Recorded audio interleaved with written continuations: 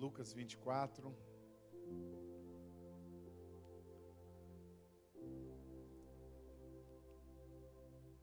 Verso 13.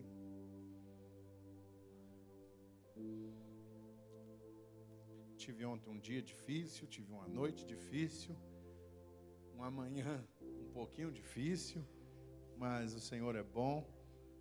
E agora, que o Senhor tire todo o peso e que nós possamos mergulhar na presença do Senhor, aqui na palavra do Senhor, amém? Está escrito assim, verso 13. Naquele mesmo dia, dois deles estavam de caminho para uma aldeia chamada Emaús, distante de Jerusalém 60 estádios.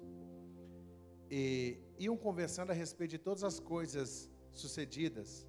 Aconteceu que enquanto conversavam e discutiam, o próprio Jesus aproximou-se e ia com eles. Os seus olhos, porém, estavam como impedidos de reconhecer. Então lhes perguntou Jesus: que é isso que vos preocupa? E de que ides tratando à medida que caminhais? E eles pararam entristecidos. Um, porém, chamado Cleopas, respondeu dizendo: és o único porventura que, tendo estado em Jerusalém, ignoras as ocorrências desses últimos dias? E lhes perguntou: quais? E explicaram o que aconteceu a Jesus, o Nazareno, que era varão, profeta, poderoso em obras, em palavras diante de Deus e de todo o povo. E como os principais sacerdotes e as nossas autoridades o entregaram para ser condenado à morte e o crucificaram. Ora, nós esperávamos que fosse ele quem havia de redimir a Israel. Preste atenção nisso. Mas depois de tudo isso, é já este o terceiro dia, desde que tais coisas sucederam. É verdade também que algumas mulheres das que conosco estavam, nos surpreenderam tendo ido de madrugada ao túmulo. E não achando o corpo de Jesus, voltaram dizendo terem tido uma visão de anjos, os quais afirmam que ele vive. De fato, alguns de nós foram ao sepulcro, verificaram a exatidão do que disseram as mulheres, mas não ouviram. Então lhes disse Jesus: honestos e tardos de coração, honestos e tardos de coração para crer tudo o que os profetas disseram. Porventura não convinha que Cristo padecesse e entrasse na sua glória? E começando por Moisés, discernindo por todos os profetas, expunham-lhes o que a seu respeito estava nas Escrituras. Quando se aproximavam da aldeia para onde ia, fez ele menção de passar adiante. Mas eles o constrangeram, dizendo: fique conosco, porque é tarde, e o dia declina. Guarde isso, e o dia declina. E entrou para ficar com eles. E aconteceu que, quando estava à mesa, tomando ele um pão, abençoou, e tendo partido, lhe deu. Então lhe abriram os olhos, e reconheceram, mas ele desapareceu da presença deles. E disseram um ao outro: porventura não nos ardia o coração quando ele pelo caminho nos falava, quando nos expunha as Escrituras? E na mesma hora, levantando-se, voltaram para Jerusalém, onde acharam reunidos os 11 e os outros com ele, os quais diziam: o Senhor ressuscitou e já apareceu a Simão. Amém? Glória a Deus. Coloque a mão sobre a sua Bíblia. Ó Deus, em nome do Senhor Jesus, Pai, nesse momento eu peço ao Senhor que venha abrir o nosso entendimento, falar o nosso coração, que a bênção do Senhor esteja sobre nós, que o Senhor possa revelar a Tua vontade, que o Senhor possa estar nos orientando, Pai, através da Tua palavra, em o nome do Senhor Jesus. Amém? Amados, eu quero, hoje pela manhã, eu não quero envolver essa semana no aniversário da igreja, para não tirar o brilho do fim de semana que nós teremos em nome do Senhor Jesus. Amém? Então eu não quero nem dar referência ao que vai ser dito, ao que vai ser falado no próximo domingo. Eu quero trazer uma palavra específica para o dia de hoje. Amém ou não amém, igreja? Amém? Queridos, eu quero fazer uma exposição da história desse texto em especial, que não é uma parábola, porque isso é um fato real, não são pessoas criadas, não é uma alegoria, não. Isso aqui é de fato uma história, o que aconteceu, os dois discípulos com nome próprio, que estava a caminho de uma aldeia chamada Emaús, que ficava em torno de 11 quilômetros até ali entre Jerusalém e Emaús. E o que acontece aqui, amados? Eles saíram de Jerusalém, e você observa o quanto eles demoraram para chegar até Emaús, porque a distância ela não era tão longa, a distância não era nada absurdo. Só que eles saem de lá quando as mulheres foram ao túmulo, as mulheres vão no nascer do sol, depois os discípulos vão lá e logo eles saem em seguida. Então eles demoram um dia inteiro para chegar até esse lugar, porque já estava se pondo o sol. Eles diziam a Jesus que estava com eles, que não era reconhecido por eles: vamos, fique conosco, porque já é tarde, o sol já está se pondo. Eles saem no nascer do sol e chegam lá no pôr do sol. Uma caminhada que não tem condição. Uma pessoa caminhando normalmente, ela vai fazer em torno de 6 km por hora. E se são 11, é no máximo 2 horas de caminhada. Mas eles estavam tão angustiados, tão decepcionados, tão entristecidos, que a caminhada deles estava comprometida. Eles não conseguiam caminhar da forma que sempre caminharam, da forma que sempre faziam. E cabe dizer, amados, que naquele tempo não tinha um automóvel, e era um artigo de luxo ter um meio de transporte, um animal para meio de transporte. Lembramos que Jó era o mais rico da sua região por ter o quê? Exatamente isso. Jó era como se fosse dono da Localiza da ocasião, né? Então, era muito difícil ter. Então, eles eram acostumados a andar.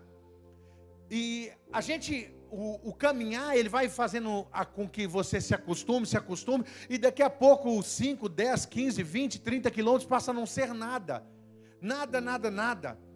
Então, aqueles quenianos, por exemplo, eles treinam tanto, e naquele terreno tão difícil, que quando eles chegam, por exemplo, nessas corridas com esse asfalto maravilhoso, com tênis maravilhoso, eles correm a 20 km por hora, é uma coisa assustadora, do início ao fim. Olhe para você ver, assista uma daquelas corridas, e você vai ver a velocidade que eles correm. Por quê? Porque gera um certo costume. Então eles estavam acostumados a caminhar, eles estavam acostumados com aquele solo, eles estavam acostumados com aquele percurso, mas alguma coisa neles não deixava que eles caminhassem da mesma forma. Alguma coisa neles fez com que eles se tornassem lentos, estivessem vagarosos na caminhada, desanimados. E às vezes acontecem algumas coisas na vida da gente, amados, que acaba nos fazendo andar de uma forma que não é para andar na nossa caminhada. Às vezes a decepção, às vezes a dor, o sofrimento. O pai de Abraão, Terá, ele parou a sua caminhada por causa de uma dor, de uma perda. Elias parou a sua caminhada por causa da tristeza, da perseguição, estando ele decepcionado. Jonas parou a sua caminhada porque esperava um certo juízo de Deus, e ele deita debaixo de um zimbro para ficar ali, para descansar, dorme, entra em depressão. Então existem inúmeras situações na nossa vida que comprometem a nossa caminhada, que compromete o nosso andar, que compromete a nossa maneira de andar. E naquele dia, amados, eles estavam andando de uma forma lenta, e Jesus ainda veio e para do lado. E Jesus pergunta para eles o que eles estavam falando.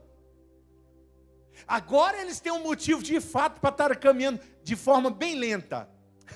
Por quê? Porque Jesus começa a ministrar sobre eles, a pregar para eles, e discorrer sobre as Escrituras, começando de Moisés, passando pelos profetas. Jesus estava pregando para eles. Agora tem um motivo de fato de não estarem acelerados. Porque às vezes de fato a gente tem que parar, a gente tem que buscar uma instrução, a gente tem que buscar uma orientação para caminhar de forma correta. Aleluia. Eles estavam caminhando desanimados, mas agora eles estavam caminhando sendo orientados. Amém ou não amém? E quando chega certo momento, a própria Bíblia diz que Jesus tenta passar à frente para poder ir embora. Então tá bom, fiquem com Deus. Mas quando tenta, a Bíblia diz que os discípulos constrangeu a ele a entrar. Não, não vai não, fica, vamos estar junto. E Jesus então entra. E quando Jesus entra, era de costume honrar a visita, amados. Era de costume honrar aquele que estava visitando, a fazer uma oração e agradecer pelo alimento. A gente faz o contrário, né? A gente chama a pessoa para estar com a gente na mesa, não na mesa, que não pode ficar subindo em cima da mesa, né? Mas para estar à mesa, e aí a gente faz o quê? Ao invés da gente pedir ele para orar, a gente ora e já abençoa tudo, abençoa a visita dele. Mas naquele tempo o costume era outro. Dava-se a oportunidade daquele que estava visitando, daquele que estava junto à mesa, de agradecer. E ele faz o quê? Ele vai agradecer. E quando ele agradece, que ele pega o pão e ele levanta o pão, eles não têm um déjà vu. Não, eles literalmente têm um vislumbre daquilo que já havia acontecido muitas vezes e que iria acontecer. Eles olharam e viram Jesus fazendo aquilo que ele fazia, o partir do pão, a comunhão, a entrega do Senhor, aquilo que simbolizava o seu sacrifício. Quando Jesus dá graça, levanta o pão, Jesus estava trazendo o mesmo sentimento que tinha antes no coração deles. Jesus estava revelando aquilo que estava ofuscado pelo inverno da vida, aquilo que estava ofuscado pelas nuvens carregadas, o sol que tinha se escondido no coração por causa do dia nublado. A levantar o pão, Jesus descortina o coração deles e revela o verdadeiro propósito. Aleluia, aleluia. Essa é a história em ordem cronológica. Esses são os fatos da forma que ocorreram. Porque imediatamente eles vão olhar para ele e ele não está mais ali. Ele já não estava mais ali, ele tinha sumido. Ele tinha desaparecido. E um fala com o outro, engraçado, né? Naquele momento então eles percebem, um fala com o outro: ué, porventura o nosso coração não queimava enquanto ele falava? Porventura o nosso coração não ardia enquanto ele expunha a palavra? Mas falam isso depois que tinham sido revelado. E aí eles levantam e voltam para Jerusalém. Eles vão voltar para Jerusalém. Meu Deus. Sabe, amados, nós temos que entender quem nós somos no caminho de Emaús, porque várias coisas na vida podem nos levar para o caminho de Emaús. Nós entendemos o porquê nós estamos no caminho de Emaús, o porquê nós estamos seguindo para Emaús, o que está nos levando para Emaús. Mas eu posso dizer para você uma coisa: volte para Jerusalém. Não é tempo ainda de ir para Emaús. Você vai para Emaús, mas com outra missão, não é relacionada ao que aconteceu. Volte para Jerusalém. O Senhor vai nos constranger a voltar para Jerusalém. A promessa não estava em Emaús, a promessa estava em Jerusalém. Os discípulos não estavam em Emaús, estavam em Jerusalém. Jesus ia passar lá em Jerusalém, não em Emaús. Jesus foi para Emaús só para socorrer aqueles dois discípulos. Volte para Jerusalém. Volte para Jerusalém. Volte para Jerusalém. É tempo de voltar para Jerusalém. Você pode dizer amém por isso? Ficai em Jerusalém. Volte para Jerusalém. Ficai em Jerusalém até que do alto sejais-vos revestidos de poder. É tempo da gente voltar para Jerusalém, permanecer em Jerusalém até que sejamos revestidos do poder. Jerusalém é o centro da vontade de Deus. Jerusalém é o centro da promessa. Jerusalém é o centro dos acontecimentos. Nós temos que permanecer em Jerusalém. Amém ou não amém? Mas é muito fácil dizer isso, irmãos, assistindo as coisas de longe, né?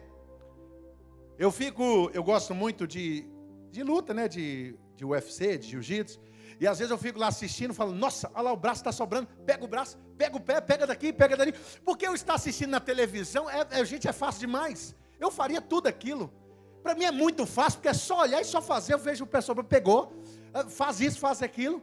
Gente, é muito fácil, olhando pela televisão. Então, para a gente olhar hoje e dizer que os 2 discípulos fracassaram na sua caminhada, que era simples, Jesus estava com eles.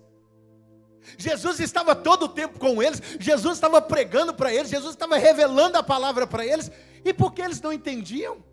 Estava tão fácil a situação, né? É tão fácil da gente olhar agora, e para eles parece que era mais fácil ainda, né? Porque eles estavam tendo uma visão em alta definição de Jesus, eles estavam vendo Jesus literalmente, Jesus real. Então parece ser muito fácil, mas irmãos, nesses dias, nesse tempo, já está difícil permanecer em algumas coisas, em alguns propósitos. É difícil porque a nossa esperança ela tem sido sugada. A nossa esperança, ela tem sido tragada pelas situações da vida. Parece que as coisas cada dia ficam mais difíceis. Nós temos algumas situações que parece que não vai dar mais jeito. A gente olha o cenário político, é cada dia pior. A gente olha para as questões da justiça no Brasil, é cada dia pior. A gente olha para os altares das igrejas, é cada dia pior. Então a nossa esperança vai indo embora. E a gente pensa, eu continuo lutando ou eu me rendo logo de uma vez? Eu me entrego, por quê? Porque a esperança está sendo sugada pelos dias atuais, pelas coisas que vivemos nesses dias. Então nosso nível de esperança, eu não sei o seu, mas por muitas vezes eu me pego com o nível de esperança lá embaixo. Como está o seu nível de esperança? Como está? Ainda você está desmotivado, desanimado, sem esperança? Porque existem algumas circunstâncias que vai produzir isso em nós.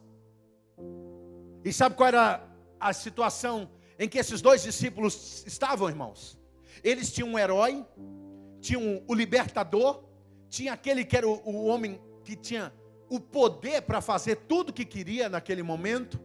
É aquele que ia derrubar o templo, olha o conceito, derrubar e construiria em 3 dias, eles estavam fazendo isso, mas eles não tinham entendido. É aquele que multiplicava pães, peixe, é aquele que transformava água em vinho, aquele que dizia, eu sou a água da vida, aquele que dizia, eu sou a luz do mundo, morre, está tudo certo. Eles pensaram nele, vai descer da cruz, ele vai arrancar aquele negócio todo, vai descer dali, e não desce. É levado para o túmulo, não, daqui a pouco ele sai de lá, ele vai descer, ele vai dar um jeito, não acontece nada. Passa um dia, passa 2 dias. O que acontece?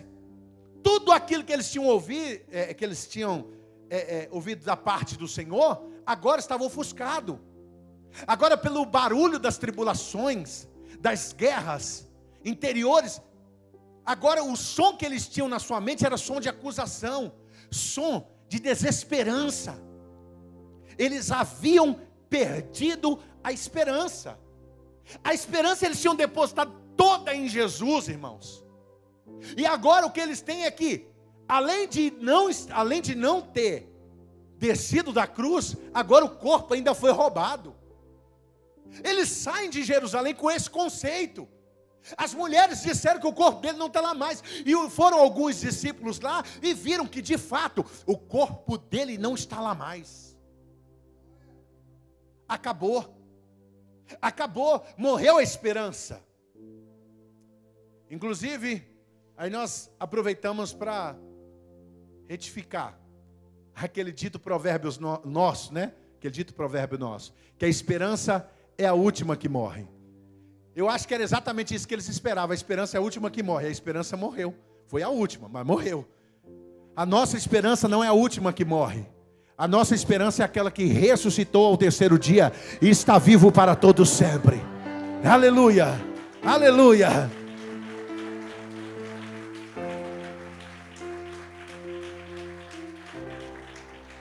A falta de esperança, irmãos, ela é muito prejudicial e precisa ser totalmente vencida.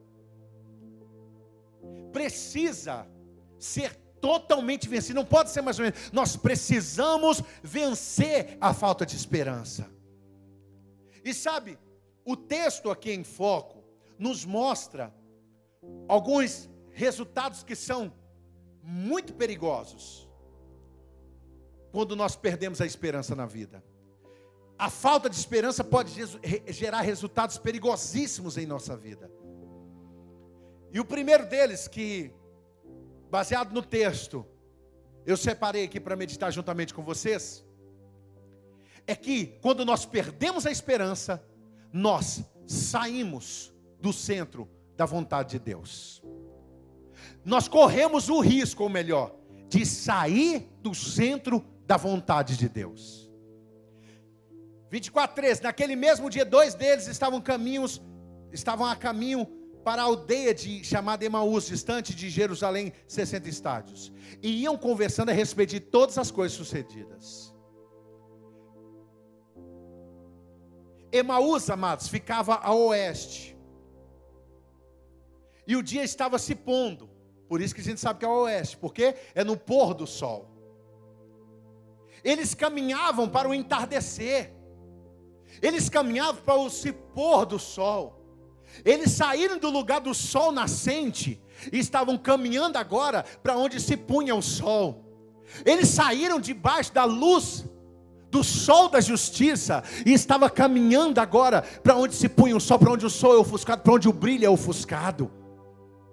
E a Bíblia diz que a única coisa capaz de nos afastar de Deus é o nosso pecado. São os nossos erros, as nossas transgressões, as nossas iniquidades, são as únicas coisas capazes, é a única coisa que, na verdade, são ramificações da mesma coisa, é a única coisa capaz de nos afastar de Deus. Às vezes nós saímos do lugar onde era para nós estarmos e caminhamos para onde nós vamos distanciando cada vez mais do Senhor. Eles caminhavam para o acaso. Eles caminhavam para um lugar que não representava nada daquilo que Jesus tinha ensinado. Sabe, amados, nesses dias eu vejo que se a gente não tomar cuidado, a gente vai viver olhando para o passado. Quando o pastor Max iniciou aqui a canção Glória, né? Eu lembrei na hora, a gente foi automático de Maria Clara e Maria Antônia, pequenininha, dançando, automático. Eu lembrei delas, pequenininha na igreja, em cima do altar, vestidinho vermelho. Gente, vê a imagem assim na mente, assim. Eu me lembrei de muitas coisas. Então, se a gente não toma cuidado, algumas coisas vai nos trazer à memória, claro. E o que tem de errado nisso? Não tem nada. Só que, dependendo da nossa fragilidade, se a gente não toma cuidado, nós somos conduzidos a um lugar que não era para nós estarmos. Ficar só olhando para o passado não vai resolver em nada a nossa vida. Cristão não caminha para o acaso, amados. Cristão não caminha para o entardecer, mas para o amanhecer. Nós estamos indo de encontro à luz, o sol que vai raiar sobre nós, o sol que vai brilhar sobre nós. Eles estavam saindo de Jerusalém, voltando para Emaús. Acabaram-se as esperanças, as expectativas. Eles estavam voltando à rotina anterior, irmãos. Eles estavam desistindo de tudo, abrindo mão de tudo e voltando para a rotina anterior. Se a gente não toma cuidado, amados, as decepções da vida fazem isso com a gente. As decepções da vida nos levam a voltar às nossas antigas rotinas. Lembra de Pedro? Pedro voltou a pescar. Ô gente, Pedro experimentou coisas absurdas. Mas a tristeza e a dor no seu coração faz com que ele esqueça de tudo aquilo que ele viveu. Ele esqueceu que ele tirou a moeda da boca do peixe. Ele esqueceu da grande pesca. E fato é que ele esqueceu que Jesus permitiu que ele vivesse de novo, para ele se lembrar. Lembra-se. Às vezes o Senhor Jesus tem que nos lembrar como filho pródigo. Lembra. Às vezes ele tem que trazer a memória, porque às vezes a gente esquece. E aí a gente sente saudade, irmãos. Aí a gente começa a sentir saudade e parece que era bom. Parece que era bom. A gente começa a sentir saudade de coisas que não eram boas, mas a gente começa a pensar que era bom. É igual quando eu cheguei aqui em Campos, aí eu achei o Genipapo, que eu tinha muitos anos que eu não via. Foi Genipapo, e quando eu era criança, eu ficava doido para pegar Genipapo. Eu não sei o que eu tinha na cabeça com aquele negócio de Genipapo, mas aí eu cheguei aqui em Campos e falei, não, pé de Genipapo. Não é possível que você conhece Genipapo, não? Ah, pelo amor de Deus, tudo quanto é lugar tem aqui, gente. Genipapo cai em cima da gente, a gente está passando na rua, toma Genipapo na cabeça, de tanto Genipapo que tem. E eu falei, não, tem Genipapo, que beleza. Aí, peguei o Genipapo, levei para casa, peguei o pratinho, abri. Quando eu botei a boca, eu falei, meu Deus, esse negócio era ruim, hein? Eu não lembrava que esse troço tinha um cheiro terrível. E não vou querer esse negócio não, gente. Não, eu esqueci, porque na época a gente gostava muito de Genipapo, gostava daquelas amêndoas, né? É porque não tinha nada para comer direito, a gente comia o que tinha, né? Então o que tinha era subir no pé de Genipapo, era subir no pé de jamelão, era subir no pé de castanha. Aí eu vou e volto, porque não tinha nada para comer, então você come aquilo. Aí eu vou lá e pego, igual café com farinha. Quem é que toma café da manhã hoje com café com farinha? Pois é, durante muito tempo isso foi alimento de muita gente. Mas porque não tinha outra coisa. Não é porque é gostoso, que é maravilhoso, que é bom demais, não. É porque não tinha outra coisa. Aí eu, com aquele, nosso Genipapo, que delícia. E peguei, botei, vou querer não. Cheiro terrível, de roupa suja, velha. Aí eu peguei e joguei fora aquilo, não quis mais. E acontece que às vezes, irmãos, o saudosismo faz isso com a gente. Não era tão bom, deixa eu experimentar. Aí quando bota, vê que não era tão bom assim. As coisas da vida, tá, amados? Deixa eu ser claro para você. Coma bastante Genipapo, coma jaca até verde, para ficar com a boca... Caqui verde que é uma beleza, a boca não abre mais, assim, ó. Como você quiser. Eu não estou falando sobre isso, não, estou falando das coisas da vida que a gente quer experimentar de novo. Aquilo que nós fomos libertos, aquilo que nós ficamos livres, aquilo que o Senhor Jesus nos libertou. Só que de vez em quando vem um saudosismo. Ai, que saudade, era tão bom, era bom demais da conta. Aí você vai lá e quer dar uma visitadinha, isso não dá certo. Isso não dá certo. Mas o motivo pelo qual é porque tudo que eles haviam sonhado estava morto. Tudo que eles haviam sonhado tinham sido roubado no conceito deles. Eles viram Jesus como aquele que iria redimir, como aquele que iria fortalecer, como aquele que iria se levantar como Senhor naquele lugar e ia libertá-los. Eles estavam vendo como o povo via Moisés, um libertador. E agora estava morto, o corpo tinha sido roubado, os discípulos tinham se dispersado. Agora fazer o quê? A falta de esperança não está te levando a desistir dos seus sonhos, ou a sair do centro da vontade de Deus na sua vida? Será que a falta de esperança não está te levando a pensar que o seu sonho está morto? A pensar que ele foi roubado, mesmo quando ele está bem próximo de você? Eles pensavam que Jesus estava morto, que o corpo de Jesus havia sido roubado, só que Jesus estava do lado deles. Mas a falta de esperança que estava sobre eles, a nuvem negra, a nuvem densa, pesada que estava sobre eles, não permitia com que eles pudessem enxergar, pudessem ver que estava do lado deles. Não perca a esperança. Diga para quem está do seu lado, não perca a esperança.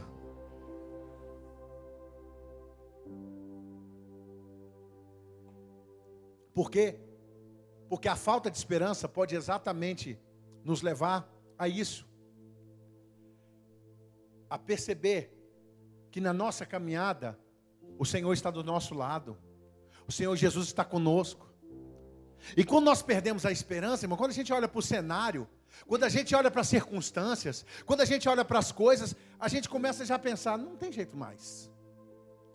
Você começa a perder a esperança, só que aí você não entende que você não depende do poder político, você não depende do poder judiciário, você não depende das coisas desse mundo. Não, irmãos. Não, o seu investimento talvez não seja aqui. Talvez você não tenha nenhum investimento aqui. Talvez o seu investimento aqui é se manter vivo. Mas você tem investido no céu.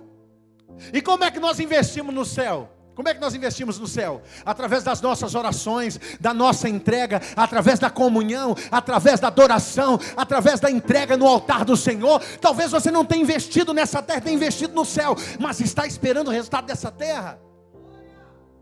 Fica tranquilo. Deus está no controle de todas as coisas. Jesus não nos abandonou, irmãos. Ele está conosco nessa caminhada. Ele caminha com você, Ele não te deixou. Não perca a esperança. Aconteceu que enquanto eles conversavam e discutiam, o próprio Jesus se aproximou e ia com eles. E os seus olhos, porém, estavam como impedidos de o reconhecer. Alguma coisa tapava os olhos. Você já ficou tão atribulado com a situação, tão nervoso, que você ficou cego? Sabe quando perde assim, meu Deus, fica tão nervoso que fica cego. Aí na hora que se assusta, você já fez, já falou que não era para fazer. Eles não teve um momento assim. Eles estavam caminhando assim. A decepção foi tão violenta que fez com que eles ficassem cegos diante da situação. Meu Deus. Ele estava caminhando do lado deles e eles não conseguiam perceber. Por causa da falta de esperança. A falta de esperança roubam as referências que o Senhor Jesus disse. O Senhor Jesus disse: eu tenho vos dito estas coisas para que tenhas paz em mim, porque no mundo tereis aflições, mas eu venci o mundo. Olha, você vai enfrentar inúmeras situações, você vai enfrentar inúmeros problemas, mas tenha paz em mim, porque eu venci o mundo. Continue acreditando em mim, não perca a esperança em mim. Eu venci o mundo, aleluia, aleluia. A falta de esperança nos impede de ver Deus agindo em nosso favor. A gente não consegue crer que Deus vai agir em nosso favor.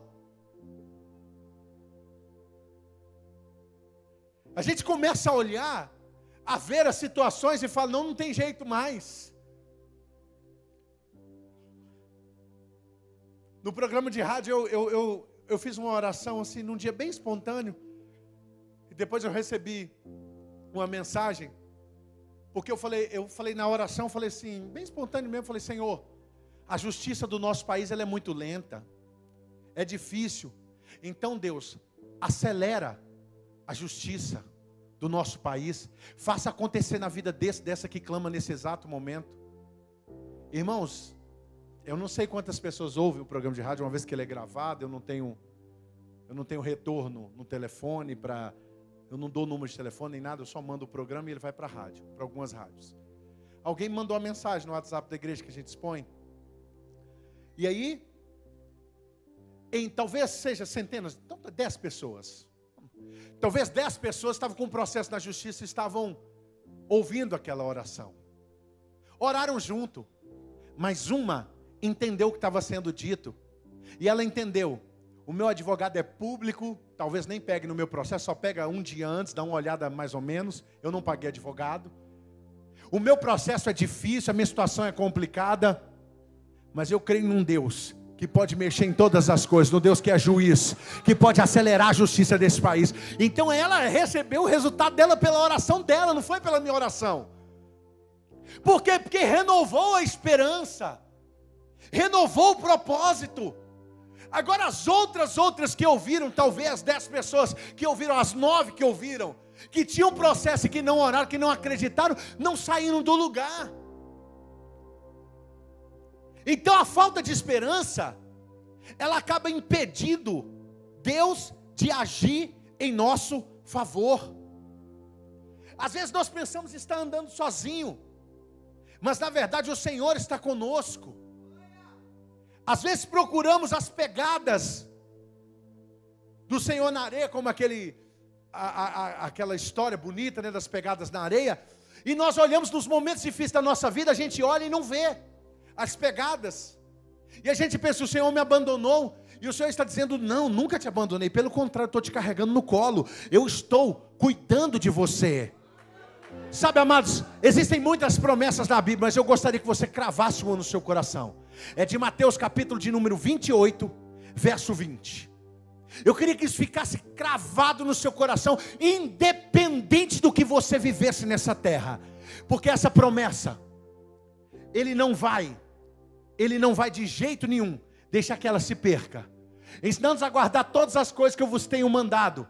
Eis que eu estou convosco todos os dias até a consumação dos séculos, até o fim desse mundo. Eis que eu estou convosco, o Senhor está conosco, Deus está contigo, Ele está comigo, Ele está conosco. Amém ou não amém? Amém ou não amém, igreja? Glória a Deus, aleluia. Ele está conosco, foi ótimo. Vamos lá, a falta de esperança pode produzir em nossa vida a preocupação e o entristecimento. E a tristeza, irmãos, ela é terrível. Irmãos, eu acho que uma das coisas mais perigosas da vida é a tristeza. Rouba tudo. Tristeza traz angústia, traz as doenças psicossomáticas.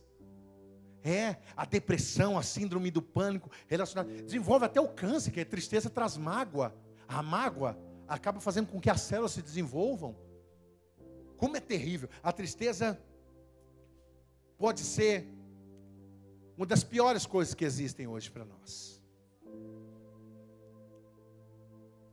Jesus perguntou assim: que é isso que vos preocupa? E de que ia tratando na medida que caminhais? E eles pararam entristecidos. Eles estavam ali compartilhando, mas quando Jesus toca na ferida, a tristeza toma conta. Sabe, amados, esse é o problema de uma situação mal curada na nossa vida. A gente fala que deixou, a gente fala que abandonou, a gente fala que não gosta mais, a gente fala que não quer mais, até que alguém puxa aquele pelo inflamado, até que alguém toque naquela ferida, até que alguém mexa naquele lugar. A preocupação, às vezes ela toma conta e nos rouba totalmente. Preocupação vem de pré-ocupação. Pré-ocupação. Você se ocupa com algo antes que ele ocorra. Está preocupado com o dia de amanhã. A Bíblia diz que cada dia tem o seu mal. Deixa que amanhã quem cuida é Deus. Não preocupe com amanhã não. Eu tenho que batalhar, tenho que trabalhar. Eu não estou falando para você deitar e dormir. Eu estou falando para você cuidar do hoje. Porque o amanhã nem te pertence. O amanhã é uma hipótese. Você não sabe nem se você vai chegar amanhã. Não. Aí você está preocupado, preocupado com aquilo que vai acontecer amanhã, com aquilo que vai acontecer semana que vem. Não, o que importa é hoje, amados. Filipenses capítulo 4, verso 6. Não andei ansiosos com coisa alguma, em tudo, porém, sejam conhecidos diante de Deus as vossas petições, pelas orações, pelas súplicas, com ações de graça. Não andeis ansiosos por nada.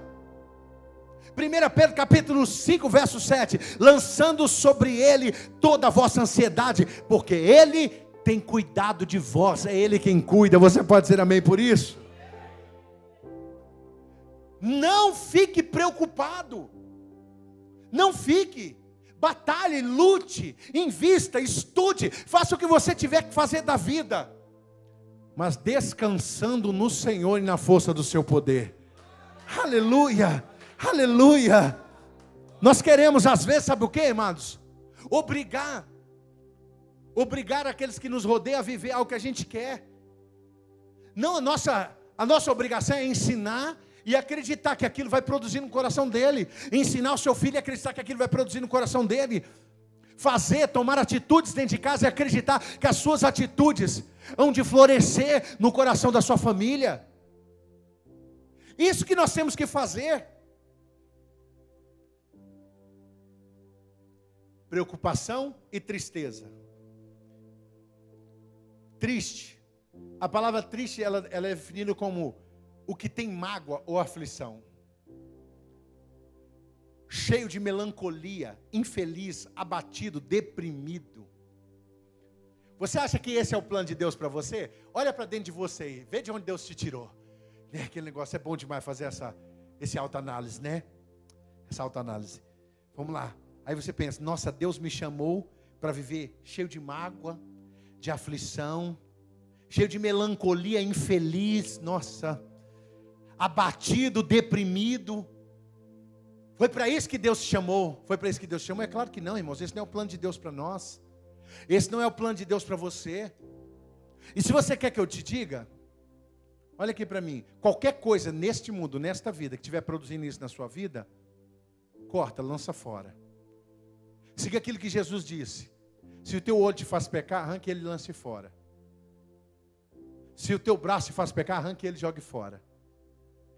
O que te faz pecar, o que te faz ficar estagnado, parado no tempo, arranca, lança fora. Eu lembro de Neemias animando na parte C, lá no finalzinho, do versículo de 10 do capítulo 8, quando ele diz assim: não vos entristeçais, a alegria do Senhor é a nossa força.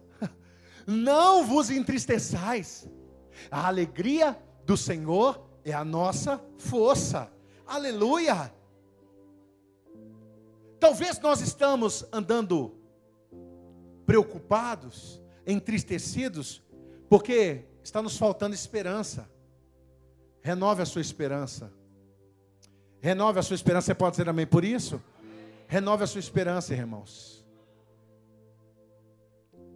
Às vezes nós somos entregues a algumas situações, amados, que não era para a gente se entregar. Deus está querendo ensinar, mas parece que a gente não aprende.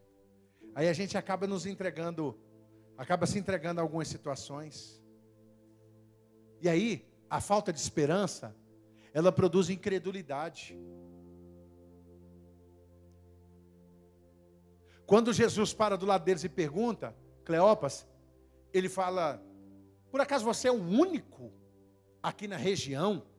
Você é o único em Jerusalém que não sabe de tais coisas? E começa a explicar a eles. Ele diz: olha, aconteceu com Jesus.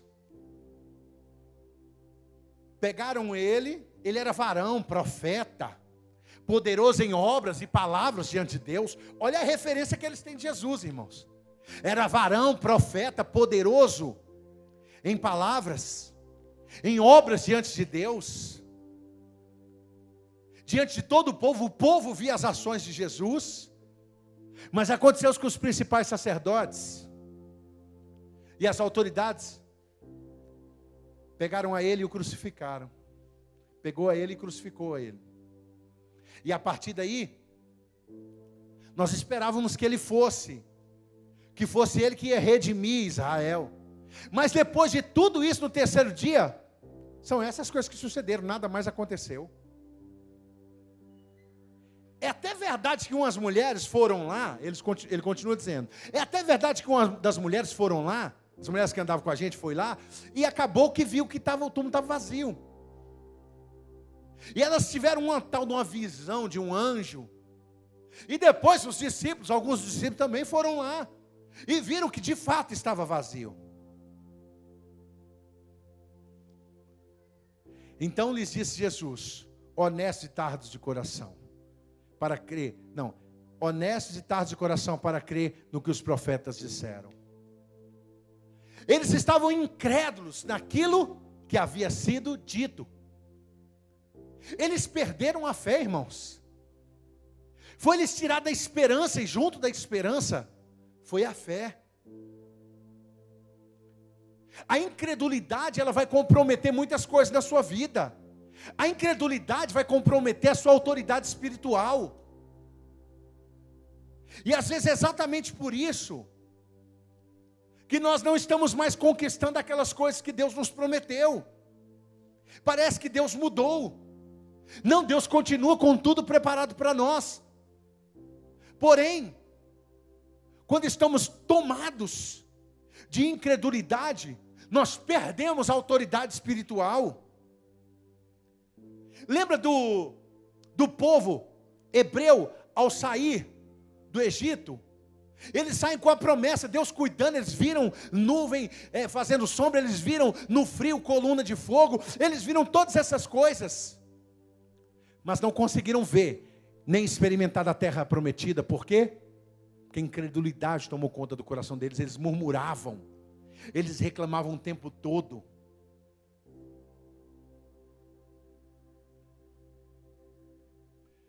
Se nós interpretarmos bem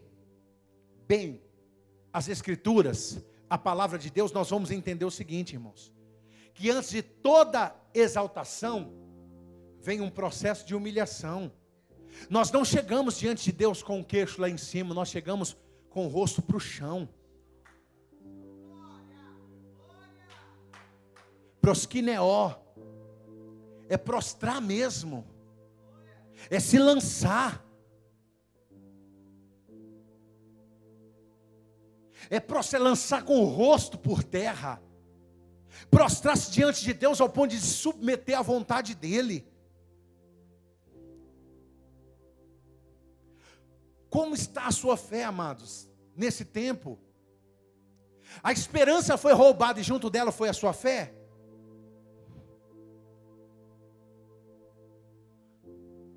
Como está a nossa fé? Por que nós não vemos as coisas acontecerem? Deixa eu dizer uma coisa para você. Conte os seus testemunhos para que você acredite nele, para que essa geração acredite. Falávamos pastor Gabriel e eu, essa semana, e dizíamos exatamente isso. Há anos atrás, quando ele resolveu tomar atitude de seguir, de fazer, talvez ninguém acreditasse, nem ele mesmo a certos pontos acreditava, mas fez. Quando nós abrimos mão de qualquer coisa pelo Senhor, amados, acreditando no que Ele pode fazer, talvez nem nós mesmos acreditamos, mas fazemos pela fé. Não podemos deixar a nossa fé esmurecer. Nós temos que convencer essa geração que ainda vale a pena abrir mão das coisas dessa vida para se curvar diante de Deus. Eu acho que essa geração pensa que é o seguinte: quando foi chegando a idade, um bando de gente frustrada que não sabia o que era viver no conceito deles. Um bando de gente frustrada não sabia o que era viver, resolveu ir para a religião.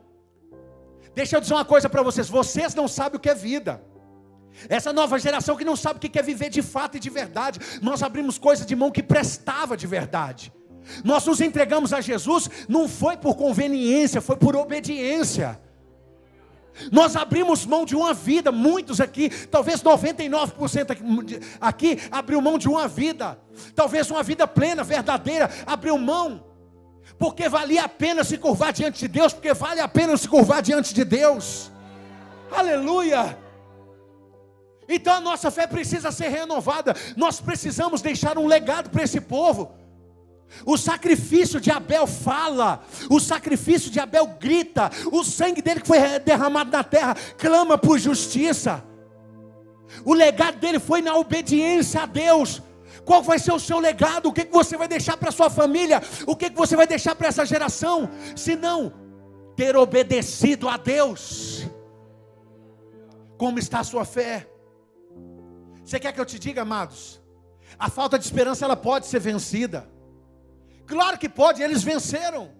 E nós também vamos vencer. Aleluia. A falta de esperança pode ser vencida. E como pode ser vencida? Primeiro, através da genuína palavra de Deus. Você pode dizer amém por isso? Olha o que Jesus faz. Jesus pegou e começou a discorrer de Moisés, lá do Pentateuco, passando pelos profetas. Jesus começa a ministrar a palavra sobre eles. Nós estamos buscando solução onde? Aonde nós estamos buscando solução? Eu me lembro do discurso da Janaína, advogada, aquela responsável pelo impeachment de Dilma, e depois ela foi falar numa situação, e ela é eloquente, sabe falar bem, e ela falou assim: me perguntaram se eu sou pastora, mas eu disse, eu não tenho espiritualidade suficiente para tal coisa, mas se eu fosse pastora, estaria aqui a minha Bíblia, a Constituição Brasileira. Aí o povo vibrou, achou lindo aquilo. Aí você pega, você vai ver que até uma Constituição pode ser driblada, pode ser vilipendiada, pode ser jogada no lixo, queimada. Agora tentam fazer isso com a palavra de Deus há muitos e muitos anos. Então, se eu fosse um advogado, se eu fosse alguém do Supremo Tribunal, essa aqui seria a minha regra, essa aqui será a minha regra. A palavra de Deus sempre estará em primeiro lugar. É a palavra de Deus que transforma, é ela que me faz justo, é ela que muda a minha vida. Essa é a minha Constituição. Essa é a minha Constituição.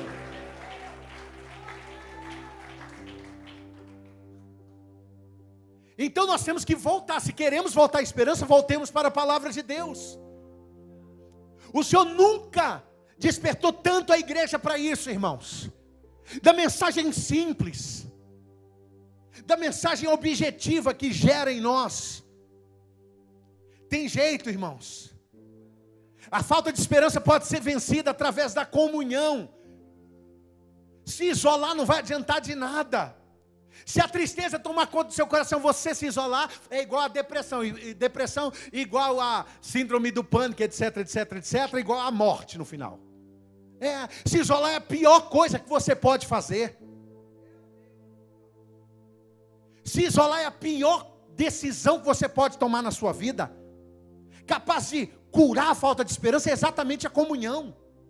Comunhão. E se nós não tomarmos cuidado com isso, nós vivemos uma geração de vitimistas, sentimentalistas. A vida não sai da vitrine. A vida é exposta o tempo todo nas redes sociais. Então aí a gente tem... Por quê? A dor dá mais likes do que a alegria. Faz um teste. Coloque, indo passear aqui em Cabo Frio. Hoje o dia vai ser assim. Aí coloca no outro dia, você coloca assim, indo para o hospital. Tadinha da minha filha. Você vai ver onde vai ter mais. A dor alimenta. Está cheio de carpideiras. E você não entende isso. O diabo está te enganando. Aí você se isola, vive nessa deprê. E a sua vida só vai se distanciando cada vez mais do propósito original de Deus. Mas quer alimentar a sua fé? Volte para a comunhão. Tem pão em Betel. Na casa do pão ainda tem pão. Faltou pão, mas hoje tem pão. Amém ou não amém? Volte para a comunhão. Volte para a comunhão. É no partir do pão. Nós temos que partir o pão. Volte para a comunhão. Aleluia. Volte para a comunhão. Glória a Deus. Jesus levanta o pão e parte, irmãos. Meu Deus, uma coisa tão simples. Tão simples, mas simbolizava tanto. O coração deles estava ardendo, agora não ardeu, agora só voltou. Voltou. Meu Deus.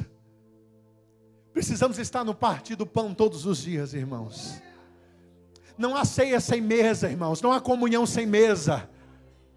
Nós precisamos, irmãos, estar envolvido o máximo possível. Nós temos que tomar cuidado demais com o frenesi desta vida. Nós temos que tomar cuidado demais com os objetivos malucos que nós desenvolvemos. Temos que tomar cuidado demais. Demais, demais, demais. Como nós podemos vencer isso, irmãos? A falta de esperança? Através da comunhão com Deus. Se nós deixarmos de buscar a Deus, vai faltar esperança, é claro. Claro que vai. Você olha para uma coisa, você olha para outra. Vai ler jornal. Assiste o jornal. 30 minutos de jornal. Deus é mais, né? Então, se eu deixo de buscar o Senhor, minha esperança vai embora. Eu preciso estar em comunhão com Deus. Eu preciso estar em comunhão com Deus. Não posso deixar de buscar a Deus. Está difícil, eu estou buscando a Deus. Está tudo bom, estou buscando a Deus. Está tudo mais ou menos, eu continuo buscando a Deus. Eu não busco a Deus por causa da minha situação. Eu busco a Deus por causa do meu relacionamento. Aleluia!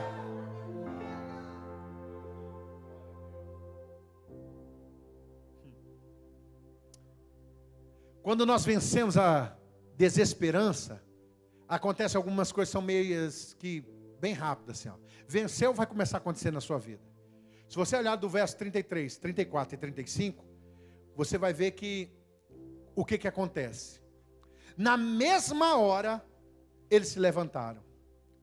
Quando eles entenderam aquilo, quando o coração voltou, quando a esperança voltou, eles se levantaram imediatamente. Na mesma hora, levantando-se. Na mesma hora, levantando-se. Aleluia. Aleluia. É o Senhor quem faz, amados. Voltemos ao centro da vontade de Deus, irmãos. Voltemos ao centro da vontade de Deus. Volte para Jerusalém. Aleluia. Volte para Jerusalém, não importa se é tarde. Não, mas já está quase escurecendo, não importa. Lá é o lugar do sol nascente, não é o lugar do sol se pôr. Então deixa eu voltar para Jerusalém, porque o sol nasce ali. Eu preciso voltar para Jerusalém. Jerusalém é o lugar da promessa, Jerusalém é o lugar do revestimento, Jerusalém é o lugar da revelação do poder, é o lugar do centro da vontade de Deus. Volte para Jerusalém, diga para a pessoa que está do seu lado, volte para Jerusalém. Agora, irmãos, eu acredito que eles não demoraram o dia inteiro, não. Agora eles fizeram 11 quilômetros em 2 horas no máximo. No máximo. Porque agora eles tinham ânimo. Agora eles tinham esperança. Agora a fé tinha retornado. Agora eles estavam a caminho da restauração. Aleluia. O que acontece? Quando nós vencemos a desesperança, nós passamos a testemunhar o poder da palavra e da comunhão. O poder da palavra e da comunhão. Eles chegam lá, os discípulos estão falando, eles já não perdem tempo, já vão contando como é que foi a história. Chegaram rapidinho, ó. Rapidinho, não tinha nem muita conversa, chegaram ansiosos. Emaús é lugar da falta de esperança, irmãos. Jerusalém é o centro da vontade de Deus, é o lugar da promessa. Aonde você quer ficar? Aonde você quer ficar? Você quer ficar em Jerusalém? Você quer ficar em Emaús? Ou você quer voltar para Jerusalém? Aonde você quer ficar? Volte para Jerusalém. É tempo de voltar para Jerusalém. É tempo de voltarmos para Jerusalém. O Senhor quer restaurar a nossa fé, o nosso propósito. O Senhor quer nos restaurar, irmãos, de dentro para fora, de fora para dentro, de cima embaixo, de baixo em cima. O Senhor quer nos restaurar por completo. Aleluia, Ele quer nos restaurar. Volte para Jerusalém. É tempo de voltar para Jerusalém. É tempo de ouvir o que o Senhor tem. É tempo de voltar para o partir do pão. É tempo de voltar para a comunhão. É tempo de voltar. Nada justifica o teu afastamento, a tua falta de esperança, a tua tristeza, porque Ele não te abandonou. Você pode ficar de pé no seu lugar?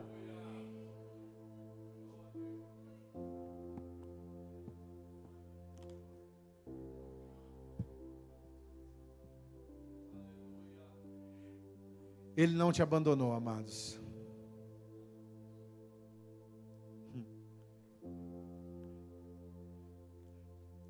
Mas sabe o que eu acho lindo demais? Jesus vai de encontro aos discípulos. Jesus não se preocupa em dizer para eles: não, olha a sua bênção, o resgate. Não, Jesus não se preocupa com nada disso. Jesus se preocupa em restaurar o que havia sido ensinado. O que Jesus quer trazer é vida para o seu coração, amados. Não, eu não vou te lembrar aqui do que Ele te prometeu de bênção. Vou falar que você vai receber. Volte para você ser abençoado. Não. Você sabe o que Ele te prometeu e você sabe onde está. Está no centro da vontade de Deus. Está no centro da vontade de Deus. Feche seus olhos, coloque a mão no seu coração. Que o Senhor possa remover o coração de pedra e nos dar um coração de carne. Com a mão no coração, deixa eu dizer uma coisa para você.